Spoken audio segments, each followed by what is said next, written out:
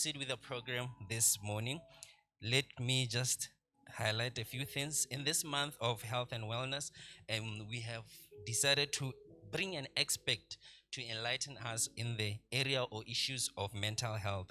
With just a brief background of the individual. She's a counseling psychologist by profession, registered with Botswana Health Professionals Council, and holds a master's degree in counseling psychology from the University of Pretoria. Currently working as a part-time lecturer in Gaborone and also working in private practice in Palape. Her work entails both assessments and counseling. In assessments, some of the areas that she's an expert in are career assessment and counseling, scholastic assessments, and diagnostic assessments. In counseling, her scope covers practice of that involve different things, but just to mention a few, she looks at areas of depression, anxiety, adjustment issues, including grief. How do we handle grief? She's the best person to help you in those areas. She was involved in research about empowerment and recently about the social impact of COVID-19 in sub-Saharan Africa, among which Botswana is part of. Ladies and gentlemen, may we welcome warmly to the stage Miss Kesego Mathoothe. Let's give God a big clap offering as she comes and shares with us experience. I greet you all in the mighty name of Jesus. I would like to say protocol observed. I want to also thank you for giving me the opportunity to come and speak to you today. I got excited when I received the call simply because when we look at mental health, just in general, I think of recent we have started taking a lot of we have started paying attention to mental health. And because of the pandemic, people were like, how can you be a Christian and be studying psychology? How do those things relate? Aren't you contradicting yourself in any way? So I really appreciate that, particularly with this church. We have started to recognize that in as much as physical health is important, so is mental health. I think in the past, in terms of health, there was quite an inequality where physical health was promoted more than mental health. So this is a way that we are beginning to redress those inequalities. So thank you so much for inviting me. Yes, and thank you for the introduction. Usually I'm used to introducing myself, but they've cut the work for me. So I'm just going to talk about, in short, I'm just going to explain what I'm going to speak about. So can you please help me by moving on to the third slide? Yes, so what we're going to discuss what is mental health. So maybe before I even get to that, I just want to say that this presentation is going to be for different categories in the church. This is going to be a presentation for a born-again Christian who says that I have been diagnosed with a mental disorder. Gate ke na le anxiety, gate I have depression. Kana I'm grieving, kana gate ke na le ADHD or autism. So this presentation is for somebody who finds themselves in that category. It's also for a person who says, you know what, I don't think that as a Christian, a born-again Christian, spirit-filled, tongue-speaking, that mental health is for me or it's for us. I think it affects batho hela ba ba go. Is it me? Is it me? The Okay, I thought maybe I'm speaking too closely to the mic. So it's also for people who say that, you know what, I really don't think that mental health is for me. That as a child of God, you can struggle with your mental health. And this presentation is also for somebody who says, you know what, I have been struggling with some things, but I don't know where to go. I don't know who to speak to, because in the approach that when I speak to someone, maybe the response has been to take more a passive response where we say, yeah, me believe God for it, which is fine, or pray about it. So this is for the person who says that I really identify that I have some symptoms which are really not making me live a fulfilled life.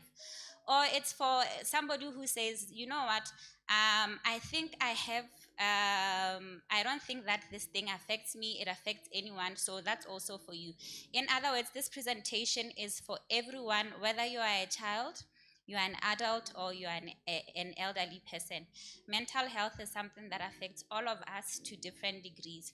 So I'm going to firstly explain what is mental health, and then later on I'll go and speak about, how different is mental health from mental disorders. What is the difference between the two? And then I'll speak about different sources of our mental health. Where does our mental health come from? Where I'm going to be using the psychosocial model, which is just a theory to explain. And then I'll also talk about what are the different ways or things that we can put in practice to improve our mental health. And then lastly, what is the importance of positive mental health? So that's what I'm going to do. So in terms of mental health, I suppose a question somebody can ask is mental health a state of mind? If it's not, what is it then? So mental health is simply, the next slide. Thank you. I'll just read because it's a definition that I got from World Health Organization. So mental health is a state of well-being in which an individual realizes their abilities. They can cope with the normal stresses of life. They can work productively, and they are able to contribute to their community. So it involves the cognitive, the behavioral, and the emotional well-being. So our mental health can affect different aspects of our activities of daily living. When I get up, what is it that I need to do first? How do I take care of myself? It can affect our relationships in terms of conflict. How do you resolve conflict in your relationships? Do we just become so passive, or are we active in resolving conflict? I'm just going to leave the person, or I'm not going to talk about my feelings in my relationships, and the only way that I'm going to talk about it is if I'm angry and I shout at my child or at my husband.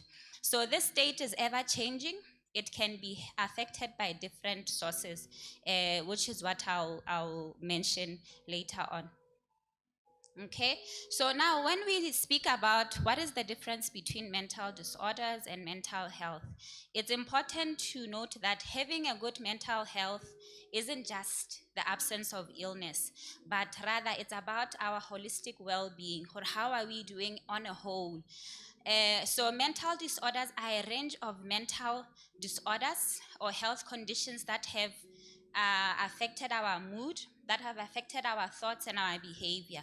The only way for you to get diagnosed with a mental disorder is if you meet certain criterion or certain criteria, which is offered by a book, DSM-5, the Diagnostic and Statistical Manual of Mental Disorders. So that is the one that tells us that if a person has these symptoms, if they're worried for 2 weeks, if they don't eat for this much, if this is what is happening, then we can say they have a certain disorder. It's the one that tells us. I want to say that what happens in mental health is that sometimes our mental health can be bad. When our mental health is bad, it doesn't necessarily translate into us having mental disorders. What is going to determine whether we have a mental disorder is if we meet these different criteria. So we can find ourselves, we are struggling with something and we're like, does this mean now that I have a mental disorder? Not necessarily, because according to different mental disorders, there is symptoms that you need to meet. And we need to be able to say this is affecting this person's functioning in terms of their school, in terms of their work, in terms of their relationships. So later on, I'll speak about the different types of mental disorders in terms of, or maybe let me just say that in terms of the mental disorders that are there, we have mental disorders that are specifically for children that we see in childhood, where we realize that if this child continues to have this certain behavior, it's going to affect them in the long run. We have disorders that are related to our mood, where we say I'm feeling anxious, where we say I'm feeling sad, where you can either have depression or the person says, you know what, I really think that this thing that happened to me in the past which was traumatic, affected me. And then the person starts to struggle with symptoms, and the person can have PTSD. So there's numerous of those mental disorders. But what really helps us to say, do I have a mental disorder or not, is the DSM-5. So as we move on to the next slide. So everybody's health, mental health, can be affected negatively. Something so simple for a child as people were laughing at that child at school for wearing torn shoes. That is something that can affect a child. Or something so painful as, somebody who's saying that they were being molested when they were young. It can affect their mental health, or anything. Or having a boss at work who doesn't really take into consideration how you feel, your work hours, and so on. And so you are expected to pitch up to work every day and perform. So those are just simple things that can ultimately end up affecting our mental health. So there are many ways that we can explain the sources of mental health. I chose to use the biopsychosocial model, which includes the biological, the psychological, and the social factors. Now, when we look at the biopsychosocial model, it wants to explain that our mental health, whether it is good or whether it is bad, is a result of an interplay of these three factors: the biological, the social, and the psychological. So in the biopsychosocial, it says, there are some things, there are some factors which are good for us, in which we consider to be protective factors. But some protective factors can also be risk factors that then expose us to say, when I've been exposed to this for a long time and I don't have enough protective factors, then my mental health suffers. So if the negative outweighs the positive, then we say a person now has a poor mental health. And then ultimately, in the end, if it goes on for a certain amount of time, or the intensity is so much, then we can say a person has a mental disorder. Now, when we look at the biological, we are talking about genetics. So our genes play a role in terms of our thoughts, our feelings, how we function, how we deal with stress. So with genetics, you can find that some people have been predisposed through their family members to struggling with anxiety. I was watching one lady who was speaking about mental health, and she said that when she was born, she came out shaking so much, and the people, she was shaking uncontrollably, and the doctors were like, were you on drugs? Asking the mother. And the mother was like, no, I wasn't on drugs. Only for them to later find out that when this lady was pregnant with this child, she drank so much coffee. And coffee is one of the things that when we later on, we tie it to anxiety. So she was shaking so much because of that. So now with her, because she had been predisposed to that in during birth or before birth, she now says, you know what, I can't survive without coffee. I need to drink coffee, and that's my way of survival. So sometimes our genes, even though we can somehow change some things, our genes automatically predispose us to certain mental conditions. And unfortunately, we can then find ourselves struggling. If in our family lineage people were drinking alcohol and they were alcoholics, somehow that can translate into me in the current now. We have brain chemistry, which simply speaks about things like your hormones. I'll give an example. In the ladies' cycle, monthly cycle, there comes a time when it's different for everyone. For some people, there comes a time where they become so frustrated. Sengwe le sengwe sa ba tena, ba fela pelo ka pele. And it's like, this person is moody. Wasn't this person just so nice, loving? Now it's like, I don't know. So the brain chemistry in terms of the hormones, these are things that affect our mood, they affect our feelings. So sometimes we can realize that in certain circumstances, when a person's hormones, when the neurotransmitters, there's an imbalance of that, it then translates into their mood, and then the people become so unbearable. Go teng ya me ra itse gore ga e nako e tsena a re tse mo ena. And it it really takes us to understand or no, but motho it's not that waitira. Sometimes that can translate into you have cravings and you eat food, and the food that you eat then unfortunately then causes your mood to change. O gongwe o tla bo re ke crave coffee, ha o nwa coffee, anxiety. So the other thing that we can see is brain damage. So our brain has different functions, different parts with different functions. If there is a part that has been damaged in the brain, it then can then cause us to struggle with our mental health. Physical health, I believe somebody was talking not so long ago about exercising. Physical health, how you exercise. Sometimes, I don't know if you ever notice, but sometimes when you are not feeling well, maybe you like, I have a lot of stress, and then you just exercise. It can somehow make you feel better afterwards. So exercise really has a part. I wanted to put exercise, physical health, as something that is social, but it's also biological, because it can be social in terms of what have you been exposed to. Are you exposed to a community that exercises, that values exercising? But it's fine under biological. I spoke about hormones, and then I spoke about the toxins, stuff like lead, mercury.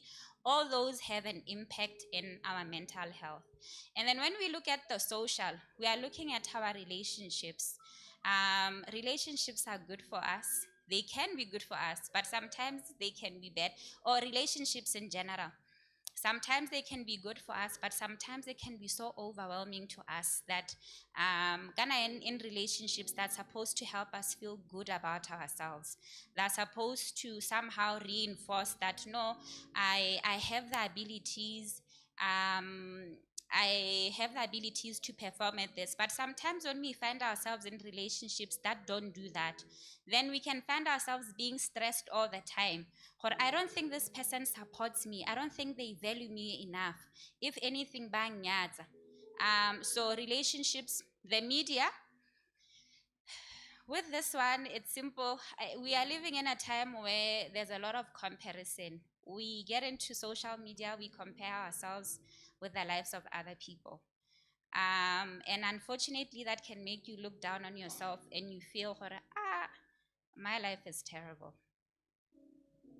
My life is terrible. People are moving and I'm just here. We can also have poverty. We can have culture. We can have peers, which is similar to the relationship. How do they treat you? Schoolwork, your ability to perform in schoolwork for those who are children, or even in university. Somehow, when you don't perform, when you don't do well, that ends up translating to your mental health, and then you feel, I'm really under a lot of stress, and then just general stressors. Now, there is, before I move on to the psychological, I want to mention that sometimes we can have two factors merging with each other. When we look at the biological and the social, we have alcohol. Alcohol, yes, what it does in our system is biological, but it's social in terms of what is our way of drinking alcohol. Okay? And then we also have drug effects. It's biological, but it's also social. It's biological in the sense that it talks about what are the changes that that drug does in your drugs. Not necessarily illegal. A drug that is so simple like morphine, it's a legal drug, right? Right? If you are clinicing, but it does something to you. So the social aspect would be what are our ways of using that drug? So all of those can then end up ultimately affecting our mental health. Now, as we move on to the psychological, we can have different beliefs. I think I keep mentioning Zedi negative hell. With the biopsychosocial model, we have factors that are both negative and positive. Sometimes it is only when the negative outweighs the positive then we say a person is struggling with mental illness. I wanted to speak particularly about your beliefs. So with this one, as Christians, our beliefs can be very protective, but sometimes they can also be risk factors. I'll give you a very simple example. When we don't understand something, our automatic thing is let us pray about it, because in prayer we can get answers. And praying, like for example, sorry, maybe I could give an example with, I was speaking to Hudira on my way here, and I was telling her that, you know what, I'm feeling quite anxious and it's affecting my stomach. With my belief in Christianity, the automatic thing would have been, this is Satan. This is Satan. This is Satan, and I need to pray against it. This is a demon. I need to put it down. While in some instances that could be the truth, in this instance I thought, you know what, this is me being anxious. When I'm anxious, it comes out in me maybe getting stomach problems. Maybe it comes out in me shaking, my voice shaking, my body shaking. And this anxiety, it's not necessarily bad for me.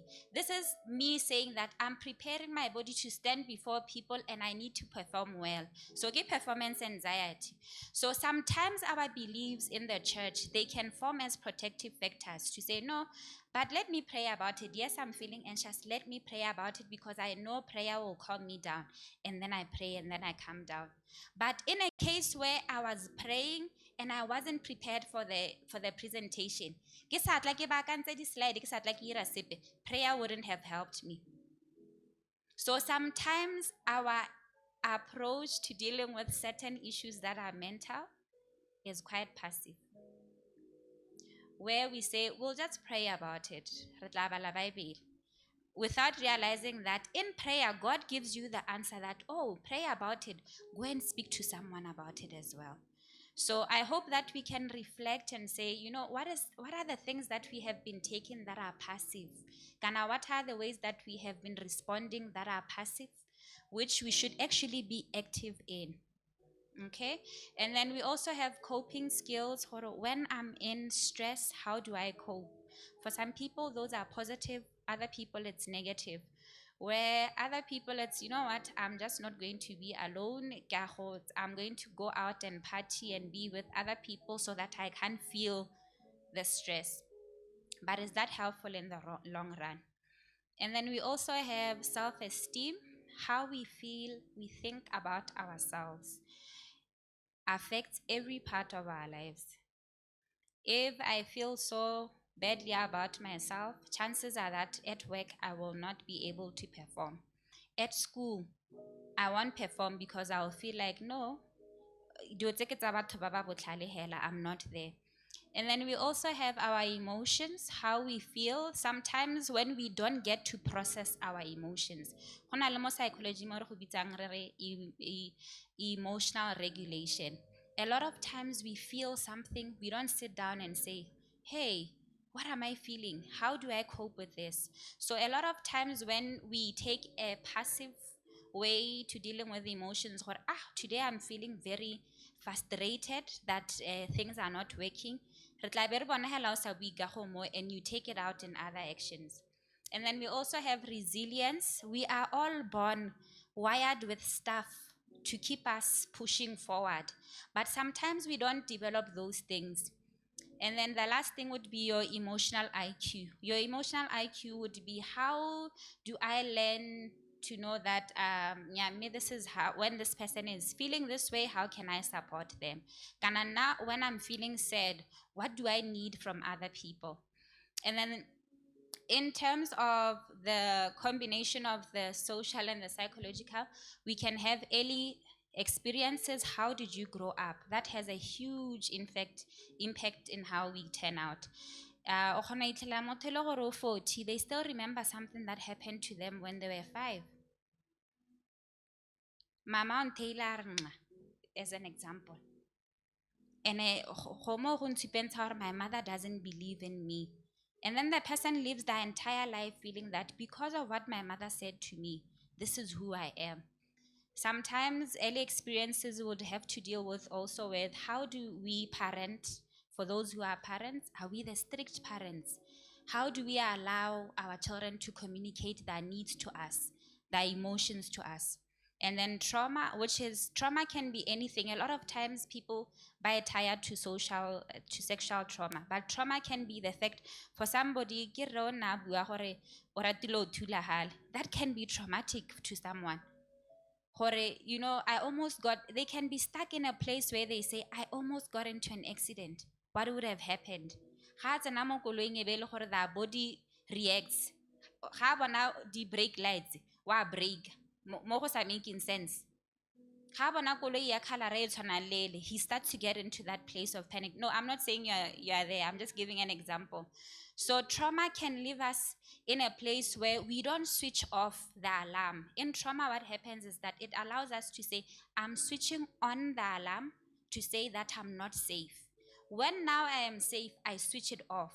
But when somebody has been traumatized, the lights are on all the time. They get startled. Something so simple, they're in a place where they can't smile because they feel they're in danger all the time. So intelligence as well. Intelligence, which is a combination of the biological and the social. What are your cognitive abilities? Sometimes when our cognitive abilities are bad, because intelligence in the school setting, I think in work, but tata in the school setting, where a child who has a poor cognitive abilities will then get to struggle with their mental health. I did say that children even also struggle. Yes. So now, what really, as we look at these three factors, all these three factors, they interplay with each other. And then our response, kind of how we react, how we are able to cope with them, leads us to a range, kind of a continuum, which is the next slide. So it leads us to different stages, kind of a continuum, okay, kind of the range, gore ga di factor tse di socially gongwe di le kana di le bad, where does it place me in my mental health? So we can have different stages. We can move from very bad to good. With very bad, get the in crisis. We can also have the struggling, the surviving. We can also have the thriving and the excelling. So we want to at least get our lives to thriving and excelling. Because remember, our mental health is always changing. Sometimes it can be in crisis.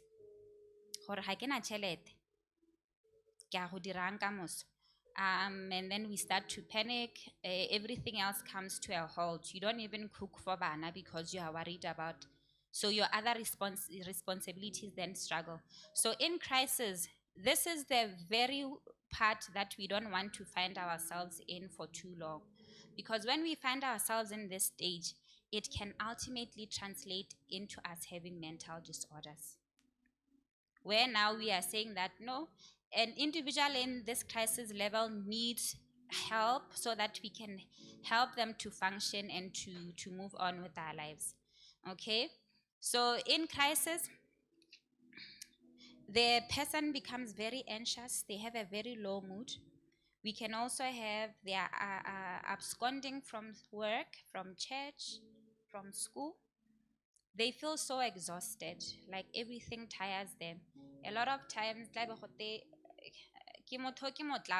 very lazy. When a person when they're feeling tired. So to us, automatically, we think it's what we know. Or no, this person doesn't want to work. But you could find that this is a person who's in crisis. And then they could either gain weight or lose weight. They could also struggle with their sleep. Ill non-existent, to be honest. Or sometimes they sleep very, very, very, they're always sleeping all the time. Then we can then get to a point where a person is struggling. In struggling, they are anxious, they're depressed, they're tired, there's poor performance, there's poor sleep, and then there's also the poor appetite. So you can see that in the struggling and in the crisis, they are almost the same. The only thing that differentiates them is that the other one is more like it's extreme, very, very this, very that. Then we can also get to the surviving, where a person is worried, they have trouble sleeping, where when they're supposed to be sleeping at night, they wake up, They can't sleep the full 8 hours for people who sleep that long. As I know some people sleep that little. Okay, they're irritable, they're sad, they're withdrawn. So this is a person who you say, this person is so different from who we know them to be. They're no longer bubbly. It's like they're so withdrawn. They don't want to be with other people the way they would like. And then we have thriving and excelling. In thriving and excelling, the people are positive, they're cheerful, they're energetic, they're performing well, they're sleeping well, eating well, there's high performance, and they're realizing their full potential. So, what I really want to highlight at this point is that if we find ourselves having very severe symptoms in our crisis mode, then chances are that we can get to a place where we say you have a mental disorder.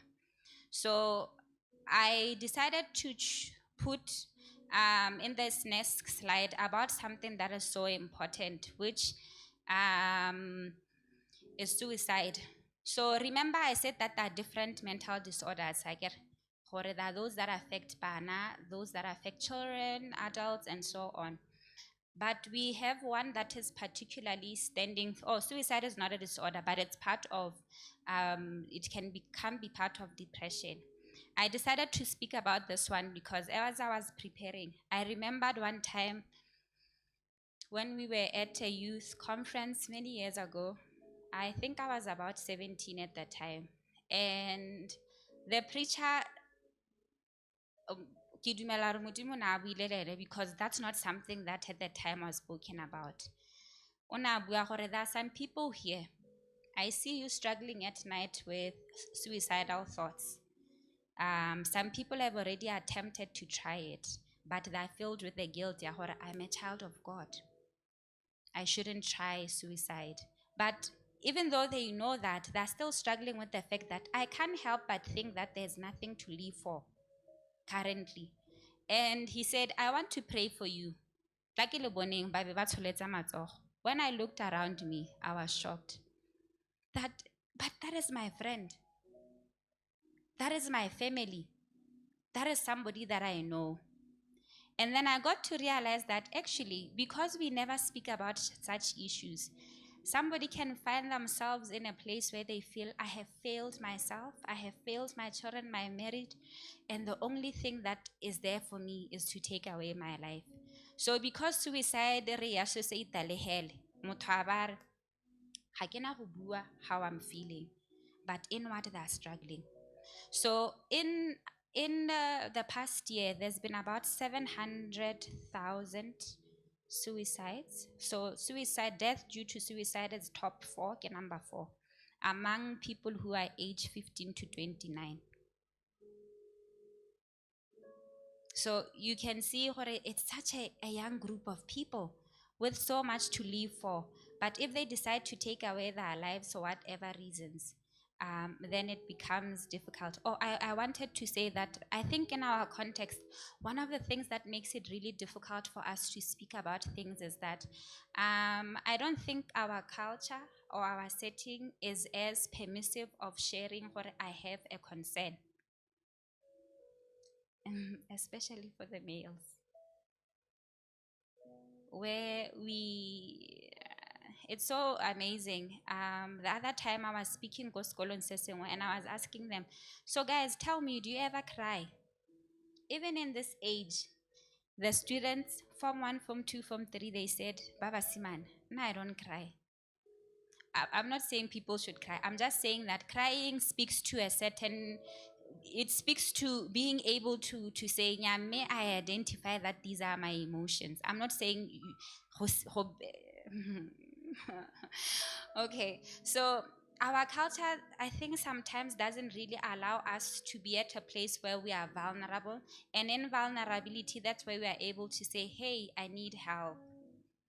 Okay, so one of the other things that Hakibuaga culture that has made it difficult, we think that when we speak to someone about suicide, we are going to make them complete it. So reminder number 1, talking to someone about their suicidal thoughts will not make them do it.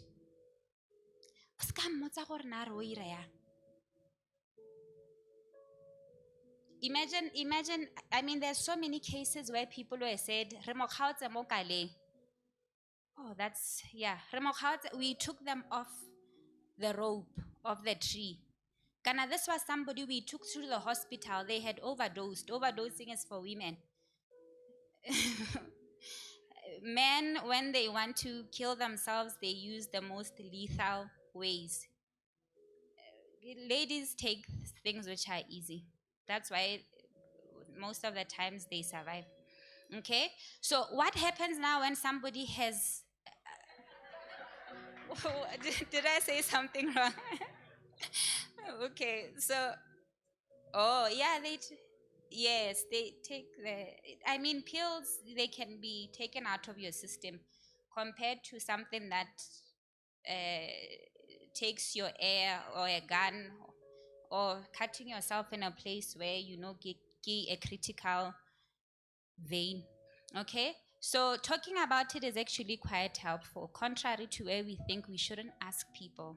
So when your friend says, "Hey, Witsore, your friend survived suicide," and there's no one to talk about that with them, it's actually fine to sit down and say, in what instances do you find yourself thinking about death, that you need to kill yourself?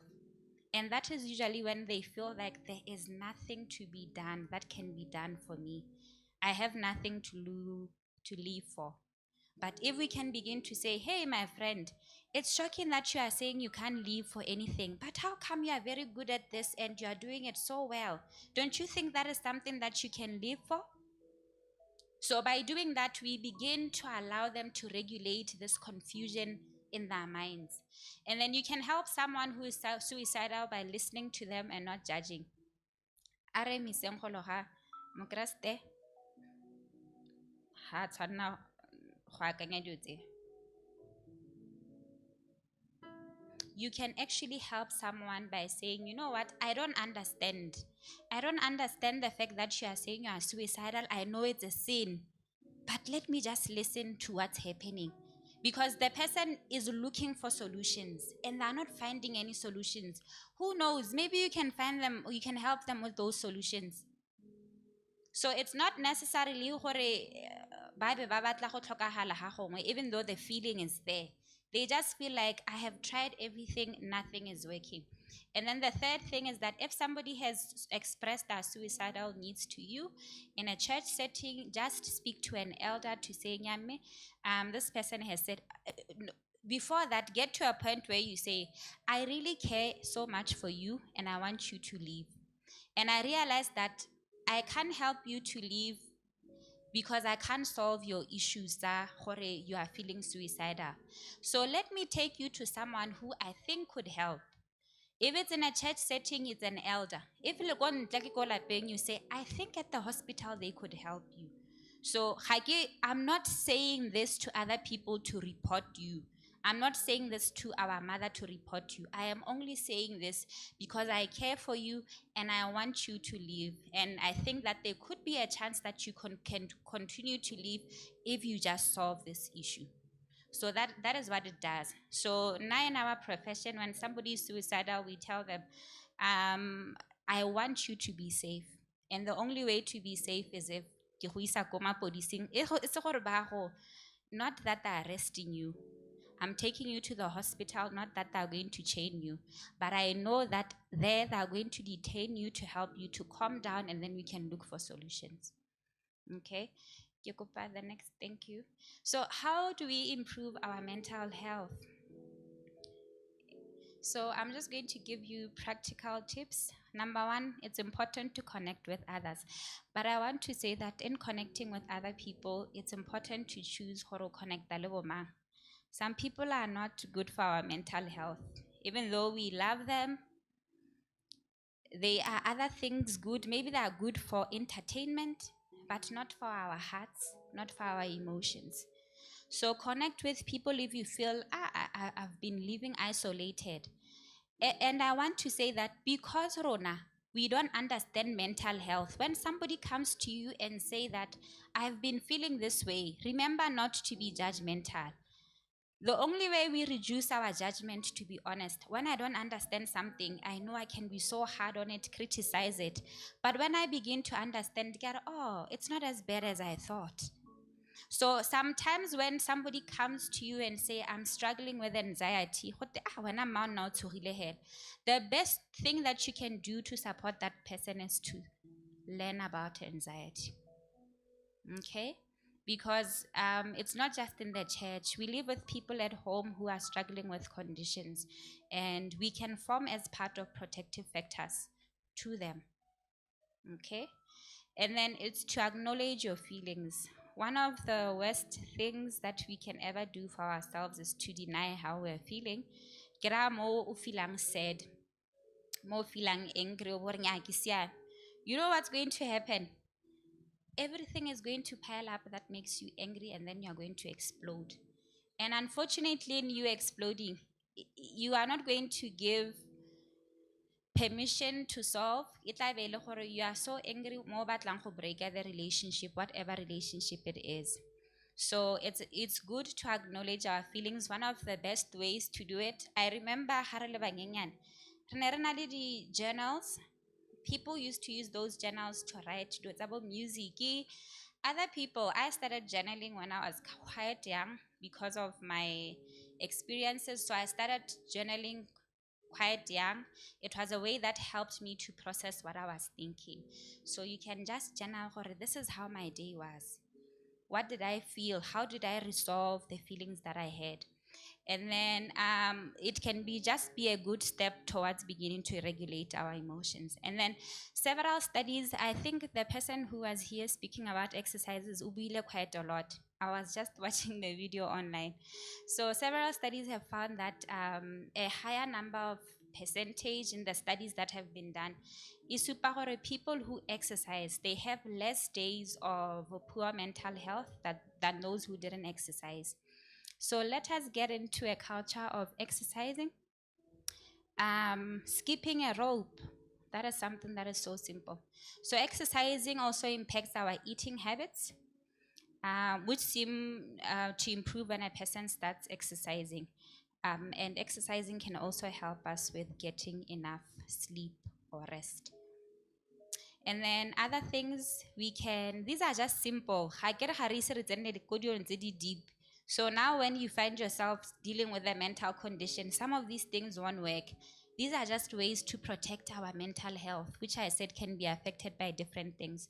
Take a deep breath, then relax. Deep breathing exercises. Embrace the five senses. Sometimes when we are feeling stress and we say, yeah, I'm going to focus my attention to, what do I hear? What is it that I can smell? It takes your focus off whatever is stressing you. And that way, then you don't have the pressure, or how do I solve this? You can solve it when you are feeling relaxed. Try doing something that you love. When you do something that you are very good at, playing the keyboard, the drums, it makes you feel good about yourself. Okay? Okay. So, Era, the next. Okay. And then when you find yourself, or I'm in a space where I don't think I can manage any of these by my own, I have tried. The best thing that you can do for yourself is to seek professional help. In Botswana, we have free services. Did you know that with your medical aid, you can walk?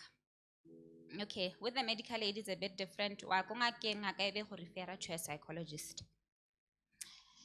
There is other very free services. Ga o tlhoke gore e be go teka gore Marina ke referral hospital o tsena hela go teng ka referral. You can walk right now to Marina to the clinical psychology department and you'll have a psychologist see you. And this is something that is free to us. Of course, do expect that it may take a bit of some time. But if it's an emergency, they'll make room for you. Okay, so remember that the services tsa psychology ga ela ga se tsa go sedila maikutlo. Sometimes you have a child who's struggling with learning, then they can access the help of an educational psychologist. Sometimes you are a boss at work and you don't understand where do I place Kutsafalo to best perform. I'm sorry, that's the only name I remember. Where do I best place Kutsafalo that so that he can perform? And then you can use an industrial psychologist who can say, looking at this person's personality, this is where we think he could be better placed. So that is the end of my presentation. I yes. Before I leave, I wanted to say that you are free to come and speak to me. So when you see somebody coming to speak to me, remember, no judgment. Every one of us deals with mental health in some way. So at least the good thing is that they're being proactive about that. They are taking care of themselves. So if you want to ask something, if you know somebody who's dealing with something, maybe you want to say, "Nka dira jang ka motho ona," just feel free to come and ask me. And you, ka gore you have been part of this, you know how to help a sister out. So support each other in the church, because the church can really form as a protective factor. So ke lebogile thata gore ebe ke ne ke le fano.